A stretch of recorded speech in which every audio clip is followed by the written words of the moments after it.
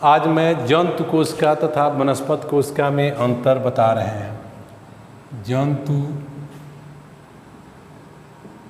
कोशिका और एक कॉलम बना देंगे यहाँ पादप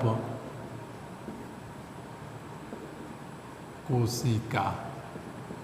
इनको एनिमल सेल और इनको प्लांट सेल कहते हैं। पहला अंतर, जंतु कोशिका में कोशिका भित्ति सजीव होता है, पतला होता है, लचीला होता है, और पादप कोशिका की कोशिका भित्ति निर्जीव होता है, मोटा होता है, दृढ़ और मजबूत होता है। दूसरा अंतर, इनके कोशिका में रिक्तिकाएं नहीं होता है, वैक्यूल नहीं होता है, और इनके कोशिका में रिक्तिकाएं होता है। तीसरा अंतर, जंतु का आकार निश्चित होता है और वनस्पति का आकार निश्चित नहीं होता है। चौथा है, जंतु एक निश्चित समय तक ही वृद्धि करता है, उसके बाद से उनकी वृद्धि रुक जाता है, परंतु पादप कोशिका की वृद्धि जीवन भर होता रहता है। उसके बाद से इसमें जो है अंतिम अंतर हम बता रहे हैं, जंतु गति करता है परंतु पादप गति नहीं करता है। कुछ ही इनकी जो है पौधा है, जैसे क्लेमाइडोमोनास है, बेलबाक्स है, ये गति करते हैं। आप इस अंतर को एक बार पढ़ लीजिएगा।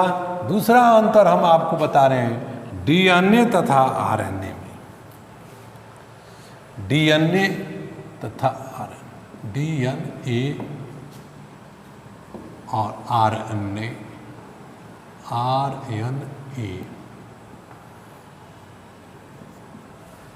डीएनए का पहले इसमें पूरा नाम ही लिया जाए, डीऑक्सी राइबो न्यूक्लिक अम्ल, इनमें राइबो न्यूक्लिक अम्ल। पहला अंतर यही हो गया, deoxy ribo, deoxy ribo nucleic acid और राइबोज न्यूक्लिक एसिड, यह हो गया। दूसरा अंतर इसका है, ये कुंडलित होता है। डीएनए जो है कुंडलित, आप स्ट्रक्चर जब बनाएंगे तो बताएंगे, ऐसे कुंडलित होता है और ये एक सीधा श्रृंखला बनाता है, एकदम सीधा श्रृंखला बनाता है। तीसरा अंतर क्या है इसमें, डीएनए में नाइट्रोजनी समक्षार आप पढ़े होंगे। नाइट्रोजन समक्षार में प्यूरीन यहाँ होता है, प्यूरीन बेस। इसमें एडेनिन को ए से लिखते हैं, उसके बाद से गुआनिन इसे जी से लिखते हैं, और प्रीमिडीन में, प्रीमिडीन में एडेनिन या साइटोसिन होगा और थाइमीन होगा।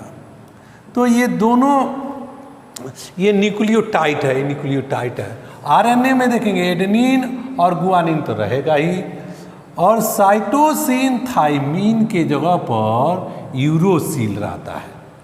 यह ध्यान दीजिएगा, यह अंतर हो गया। उसके बाद से डीएनए एक आनुवंशिकी पदार्थ है, आप जानते हैं, और आरएनए एक आनुवंशिकी सूचना वाहक होता है। डीएनए केंद्रक में पाया जाता है, आरएनए केंद्रक के बाहर पाया जाता है। तो ये आपका एक डीएनए आरएनए में हम जो है थोड़ा सा अंतर बता दिए कि आप इस पर प्रकाश डालेंगे, पढ़ेंगे, और इसके बाद से आपको हम राइबोसोम कोशिकांग बता दे रहे, राइबोसोम कोशिका। फैलाडे नामक वैज्ञानिक ने राइबोसोम की खोज किया था जंतु कोशिका में। राइबोसोम 27 प्रकार के होता है और 80 प्रकार के भी होता है, 2 प्रकार के। जिस प्रकार 2 प्रकार की कोशिका होती है, प्रोकैरियोटिक, यूकैरियोटिक, ये प्रोकैरियोटिक है, ये यूकैरियोटिक। अब दोनों में थोड़ा सा देंगे। 70S प्रकार के राइबोसोम 2 सब यूनिटों में बट जाता है और एक सब यूनिट यह 50S का हो जाता है तो यह 30S का हो जाता है। दोनों जो है मैग्नीशियम आयन की अधिक सांद्रता में जुट जाता है और जब मैग्नीशियम आयन की कम सांद्रता होगा तो दोनों एक दूसरे से अलग हो जाता है। ये 70S राइबोसोम है। यस हो गया स्वीडरबर्ग ना।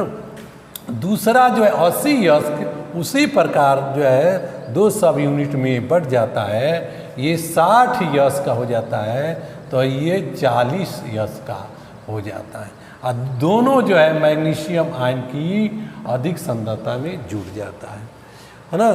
तो ये जो है यूकैरियोटिक कोशिका होता है, यह प्रोकैरियोटिक कोशिका होता है, ये आप तो जानते ही हैं। इसके बाद से इनका जो है राइबोसोम का एक ही मात्र मुख्य कार्य है प्रोटीन का निर्माण करता है, प्रोटीन का संश्लेषण करता है। नेक्स्ट अब कोशिकांग आपको एक बता रहे हैं जिसका नाम है लाइसोसोम, जिसके डी डुबे नामक वैज्ञानिक ने खोज किया था और इसे का उपनाम आत्महत्या की थैली कहते हैं, लाइसोसोम। ये कलम विहीन होता है, ऐसे होता है और इसमें जो है 60 की लगभग अनेकों जो है जल अपघटनीय एंजाइम होता है। आइए कोशिकाओं में ये लाइसोसोम बनता है कि कोशिकाओं में जो अपशिष्ट पदार्थ उत्पन्न होता है, वेस्ट मटेरियल होता है, उसको वह विघटित कर देता है, समाप्त करता है, कोशिकाओं को साफ सुथरा करता है। उसके बाद से यह इतना अम्लीय होता है कि अपने ही थैली को नष्ट कर देता है, विघटित कर देता है, अम्लीयता के कारण नष्ट, इसलिए इसे आत्महत्या की थैली कहते हैं।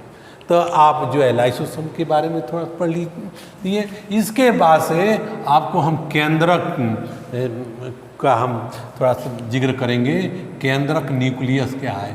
केंद्रक, इसको इंग्लिश